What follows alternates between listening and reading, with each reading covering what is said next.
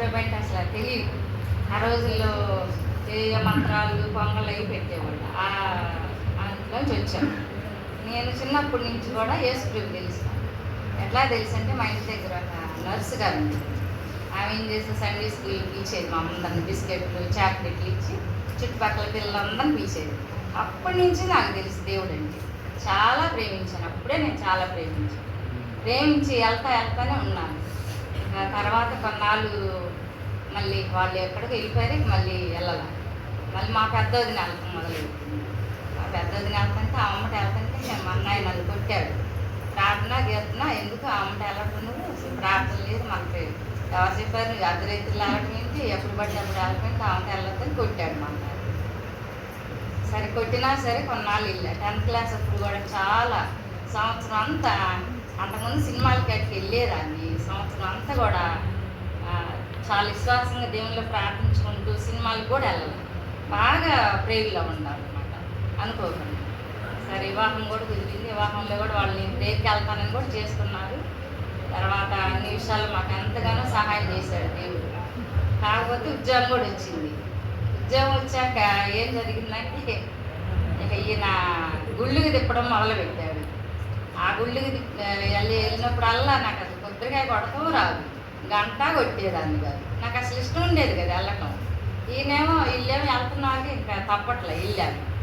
వెళ్ళాక మాకు మామూలుగా రాలే శోధనలు, చాలా శోధనలు వచ్చింది. ఎంత అంటే అసలు చాలా చాలా అంటే ఇప్పటి వరకు కూడా కోలుకోలేకపోయాం. అలాంటి శోధనలు వచ్చింది. వీళ్ళేమో రాదు మన మందిరానికి దేవుడు మాకు మన హిందువులు ఇదే ఇక్కడ దేవుడు కానీ ఆ కారణ దేవుడు కానీ మనకి ఇక్కడ దేవుడు ఏంటో అని అంటాడు ఈయన. ఇప్పుడు మనకైతే ఏం అడగినా ఆటంకి పచ్చడు ప్రార్థన పంపిస్తాడు బాగానే ఉన్నంతా. సరే మరి కొన్నాళ్ళు ఉన్నాక మళ్ళీ ప్రేయర్కి వెళ్తాం మొదలుపెట్టి మా తమ్ముడు వాళ్ళ అమ్మట వెళ్ళడం మొదలుపెట్టి చాలా విశ్వాసంగానే ఉన్నాం కానీ రక్షణ అయితే పొందలేదు.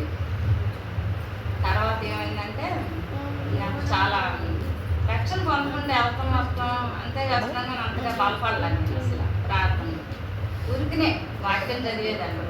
అందరూ ఆరాధిస్తుంటే ఏసయ్యా నేను ఎప్పుడు ఆరాధించాలి, నాకు ఎప్పుడు రక్షణ ఇస్తావు, నేను చక్కగా ఆరాధిస్తున్నాను, నేను ఎందుకు ఊరికి వస్తున్నాను ఊరికి వెళ్తున్నాను, నన్ను ఎప్పుడే నువ్వు ఆరాధనకి తీసుకొచ్చేది, నేను ఎప్పుడే ఎవరితో పాటు ఆరాధన చేసేది, నేను ఎప్పుడు రక్షణకి తీసుకొస్తాను అడిగేదాన్ని. అడగంగా ఇక ఏదో ఒకటి సాకులు చెప్తా రక్షణ అయితే తీసుకోవటల్లా. పిల్లలు పెళ్ళి కావాలి అది ఇదని నన్ను బెదిరి పెడుతున్నారు వీళ్ళు. ఇంకా ఇవన్నీ చెప్తున్నారులే అని చెప్పేసి మెలకుండా ఉన్నాను. ఇక నన్నే పట్టుకున్నాడు దేవుడు. ఎలా పట్టుకున్నాడంటే మరణం దాకా వెళ్ళొచ్చాను. ఒక రోజు ఇలాగే ప్రార్థన చేసుకున్నాను. ఏసయ్యనిగా ఉన్నావు, నాకు ఈ శోధన ఎందుకు వచ్చిందంటే నన్ను బ్రతికించడం కోసమేనేమో ప్రభా, నీ రక్షణ తీసుకోవడం కోసం ప్రభు నన్ను ఈ రీతికి ఉంచని చెప్పి నేను చాలా ఏడ్చి ప్రార్థన చేసుకున్నాను. నా చెయ్యి ముట్టాడు. అప్పుడే నాకు బాగా గుర్తారన్నమాట. ఇంకప్పుడు లెగిసి ఇంక తర్వాత తగ్గాక నీ రక్షణ తీసుకుంటానని చెప్పి చిన్నగా ఒక 5 నెలలు నాకు చాలా బాధపడ్డా. తర్వాత ఇంకా మందిరంకి వెళ్ళటం మొదలుపెట్టాము. ఇంకా జూలై 27న తీసుకున్నాం. 2016లో తీసుకున్నాం. మా మేనల్లుడు మీద ఒకసారి తీసుకున్నాం. అంటే మా కోళ్ళ అన్న మా తమ్ముడు కొడుకు తీసుకున్నాం. అప్పటి నుంచి కూడా విశ్వాసంగా ఉన్నాను. అక్కడ కూడా బాగానే వెళ్ళేవాళ్ళం, వాక్యం అన్నీ బాగానే చదివేది కానీ వాక్యం నాకు అసలు అర్థమయ్యేది కాదు. చదివేదాన్ని కానీ అర్థమయ్యేది కాదు.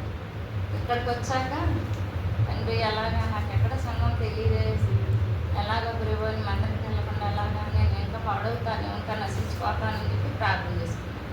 ఇంకా సుబ్బులేదు అడిగితే మా ఇంటికి వెళ్ళమని సుబ్బులేదు అమ్మ ఇక్కడ రుత అక్కడ ఉంది అది మీ సంఘంకి వెళ్ళేది, నేను తీసుకెళ్ళి పరిచయం చేస్తానని చెప్పి తీసుకెళ్ళింది. సరే అక్కతో పరిచయం అయ్యాక అక్క మన మందిరం ఉంది కదా రండి అని చెప్పి అలా వచ్చాక ఇక్కడ చాలా విశ్వాసమైన మందిరం నాకు ఏర్పరిచాడు. మంచి విశ్వాసం నాకు ఈ మందిరం మంచిగా సిద్ధపరిచాడు.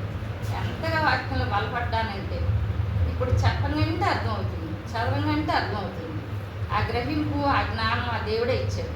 ఇది ఎప్పుడు కూడా నేను పోగొట్టుకోకూడదు. నిత్యం ఇంకా నా కుటుంబంలో ఇంకెవరికి రక్షణ లేదు, వాళ్ళు ఇంకా నిలువని అంటారు. ఆ విషయంలో మీరు సహాయం చేయండి.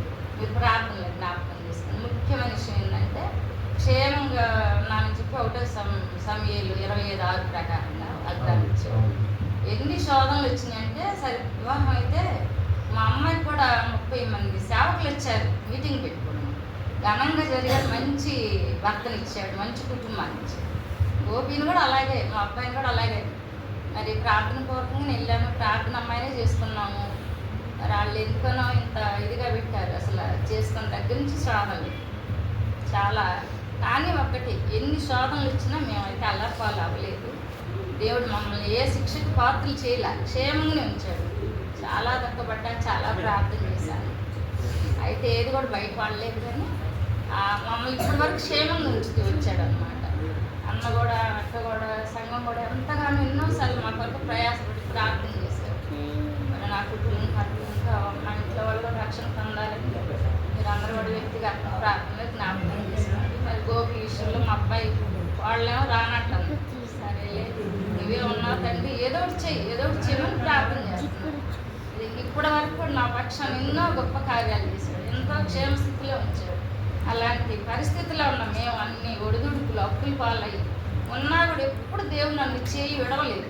అది మా ఆయన కూడా తెలుసు. అందుకనే నా విషయంలో ప్రార్థన వద్దనడు, వెళ్ళొద్దనడు, వాళ్ళు ఎందుకు ప్రార్థన పెట్టుకున్నాను అనడు. అసలు ఆ విషయం ఏమనడు, ఎవరిని కూడా ఏమనడు.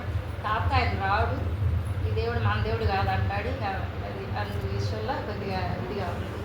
సరే, ఎప్పటి నుంచో సాక్ష్యం చెప్పాలనుకుంటున్నాను. సేవకుడు కానీ ఎంతగానో సేవకులు మంచిగా బలపరుస్తూ వచ్చారు. ఆడపిల్ల అన్నాళ్ళు కూడా మంచిగా బలపరిచేవాడు, కానీ ఆయన కొద్దిగా పెద్ద వయసు కదా, పెద్దగా వచ్చేవాడు కాదు. ఇంకా మేము వెళ్తున్నాం. అలాంటిది ఇక్కడికి వచ్చాక నేను చాలా బలపడ్డాను. ఈ సంఘానికి కూడా నేను ఎంతగానో కృతజ్ఞతలు ఉన్నాను.